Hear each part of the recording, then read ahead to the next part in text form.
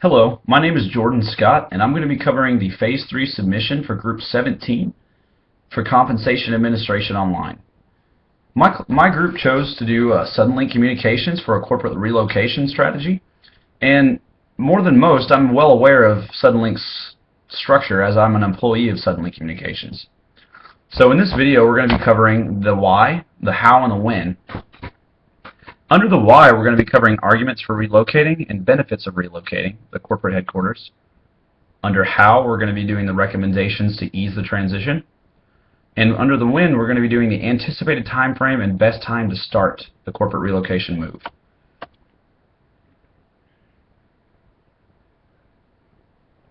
You have to excuse me, my allergies are not good today. With that being said, let's go ahead and continue. So as far as a corporate relocation, I just want to cover a little bit about Suddenlink. We are actually the 7th largest cable company, telecommunications company in the United States. We cover California, Nevada, Arizona, New Mexico, Texas, Oklahoma, Mississippi, Arkansas, Louisiana, Missouri, North Carolina, and West Virginia. Sorry, I had to think about it. So more than most, I'm well aware of what's going on with the company. As of right now, we're actually in the process of being bought out by Altice. Altice is a French multinational cable conglomerate owned by Patrick Drahi. We were purchased for $9.1 billion, and Patrick Drahi's corporation that owns 23 different cable companies in 17 countries actually is worth a total of $42.2 billion, I believe. So we're very excited at Suddenlink about what's coming. And with that being said, we're going to get into the beginning of this corporate relocation strategy, and we're going to start with the why, the benefits of relocating and the arguments for relocating. So the main argument is the lack of state tax in the state of Texas. That's a huge boost in profit sharing for employees in the company. As far as the benefits of moving to Dallas, outside of the state tax, the population of Dallas is 1 million, as of the 2010 census, is 1,197,816 people compared to St. Louis's 319,416. According to the 2014 census, the majority of the population in Dallas is between the ages of 18 and 65. With that being said, that's still working age for 95% of that population, which is a great thing for Suddenlink when they're moving corporate locations. A lot of people aren't going to follow when you move across states, which with a population that's 3 times the size of St. Louis and a working age that covers the majority of 18 to 65, rehiring different employees should be very easy for the company. It should make the transition smoother.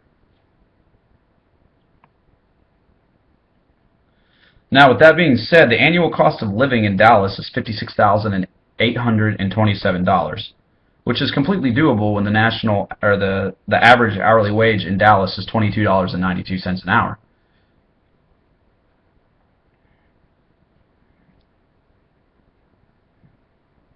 The other major benefit and argument for moving from St. Louis to Dallas is you have to look for whatever is going to make it easier on the employees at all levels, high level, mid-level, low level.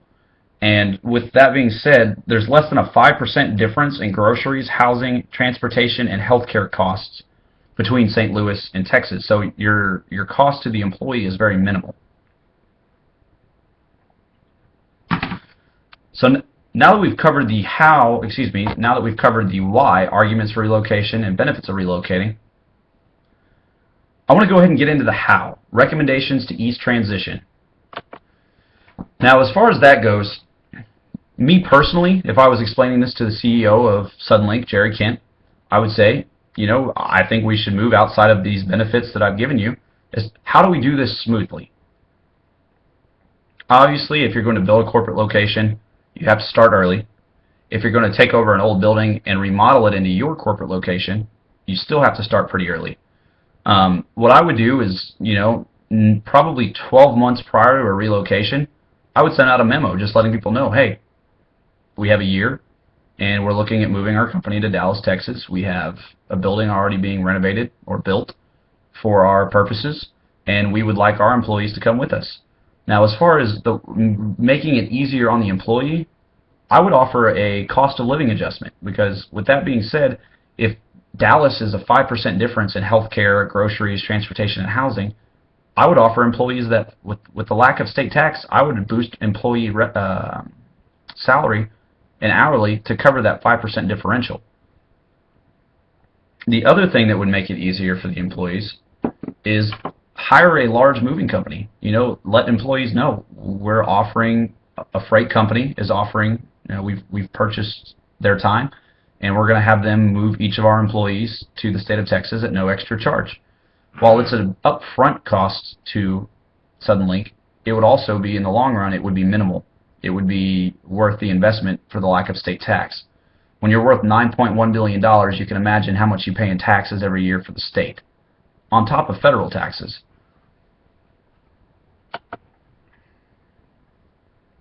So that covers the why and the how. Now I want to get into the when. Anticipated time frame and best time to start. Now, the example says if it's, you know, retail, you don't want to move during a holiday season. With a telecommunications company, there's really no holiday season. There's a period in August called College Rush where we get extremely busy.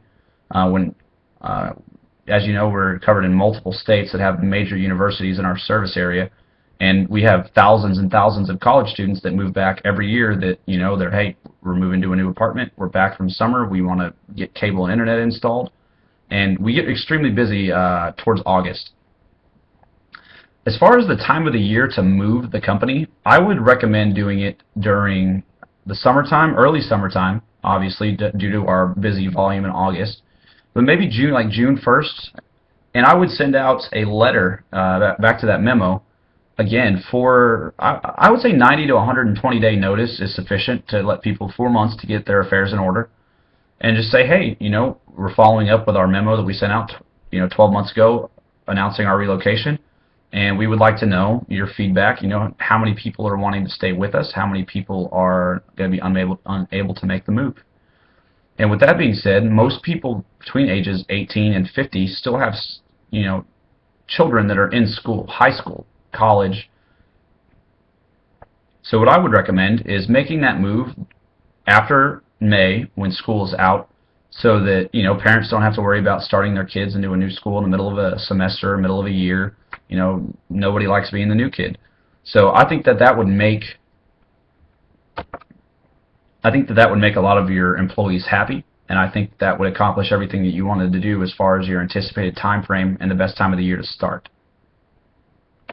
But as I said, 90 to 120 days would be the time frame that I would issue outside of the year advance notice. So with that being said, we've covered the how, the why, and the when of a corporate relocation for Suddenlink Communications from St. Louis, Missouri to Dallas-Fort Worth area, Texas. So I hope you enjoyed the video, and thank you for watching.